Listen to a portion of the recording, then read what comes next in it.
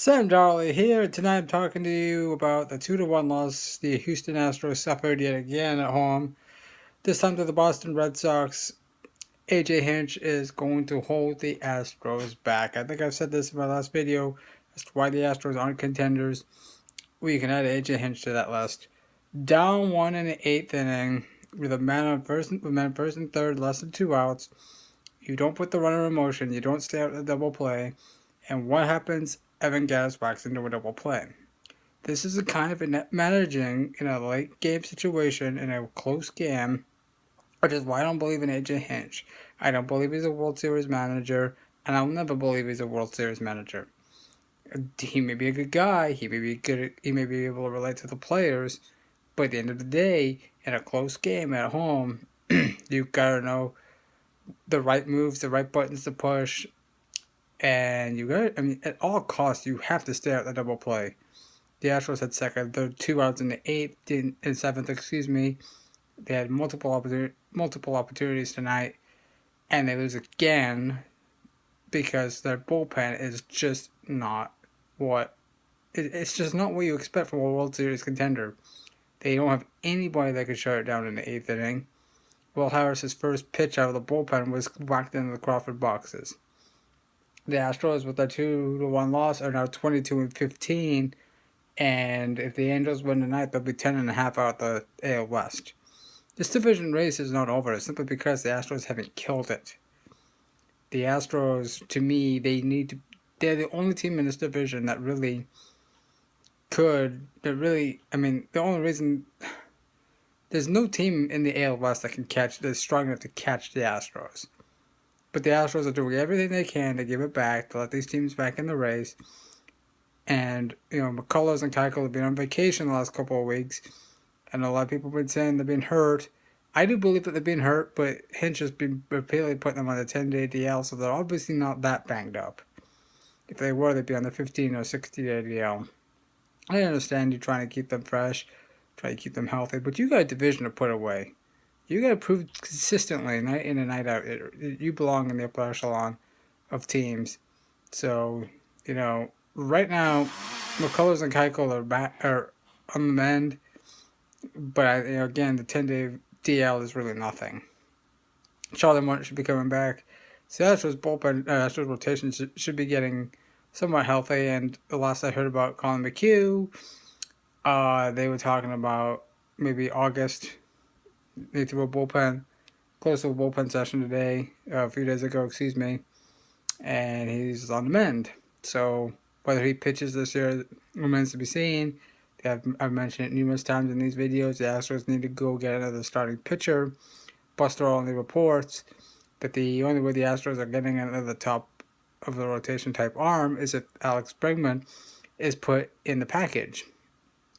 Well, I'm sorry. This is where Luno needs to play hardball. He needs to ensure that his core stays attacked, and they can get a top flight arm.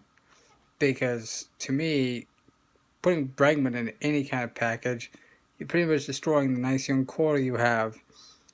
And you really, you might be getting a rental. You have to think about that. And you also might be, this might be a trade that if you give a Bregman and you get a Garrett Cole who's never pitched in the American League, you might get a bust. You might get a bust of a trade.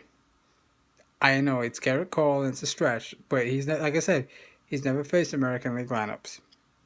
The closest thing he's faced to an American League lineup resides in his division, the Chicago Cubs, and they've hit him pretty hard too at times.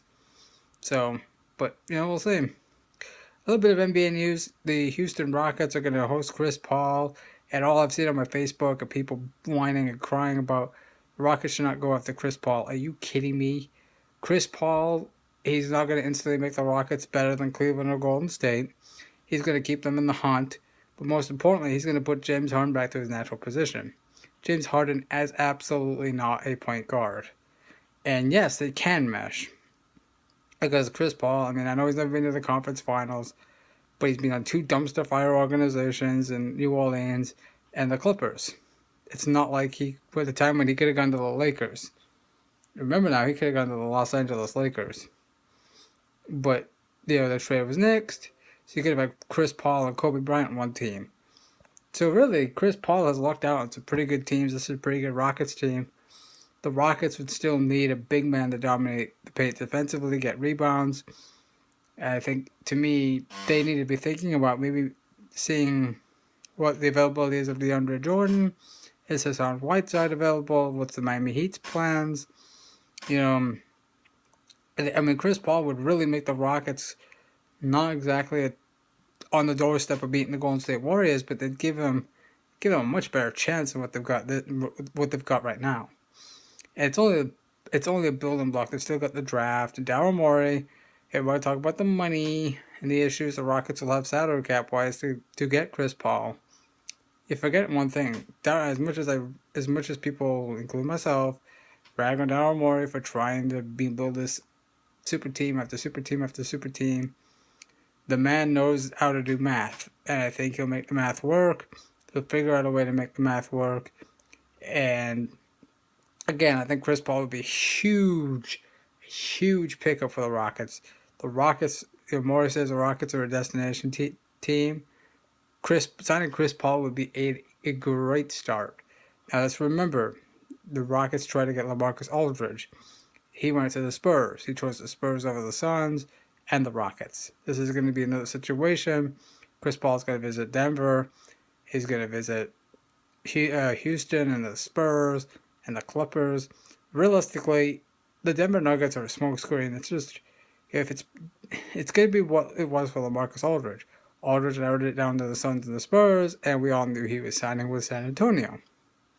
This is no different. Chris Paul's going to narrow it down between Denver and either Houston, the Clippers, or the Spurs. If he narrows it down to either Denver or Houston, he's going to Houston. And this would be a huge pickup for the Rockets. I mean, they really, really need a floor general, and it would allow Harden to play off the ball, which is his number one strength offensively.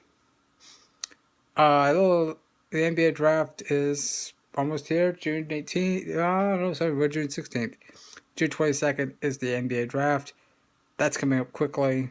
Lonzo Ball will not be going to the Lakers if the Lakers are smart. There's not a clear-cut difference maker in this draft.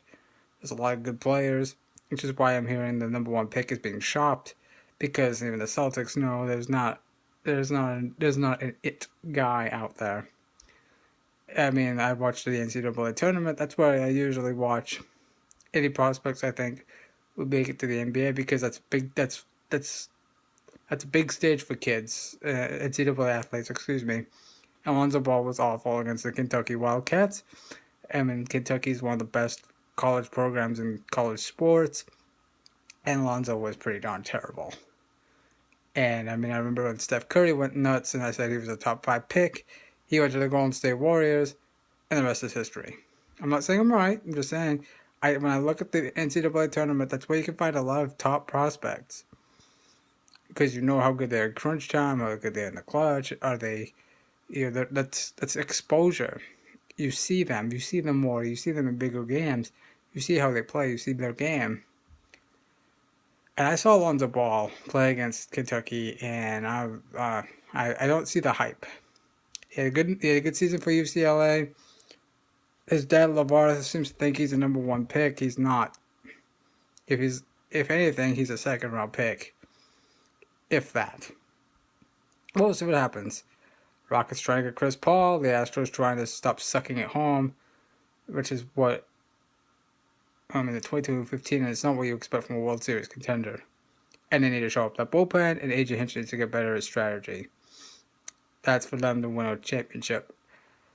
10.5 is not mountain of a hill to climb. It's a tough hole for the Angels and Rangers to climb out. But really, if the Astros are going to bring you back into it, I mean, you don't have to do anything. You just have to win your games. But we'll see what happens. This has been Sam Darley. Thank you for watching.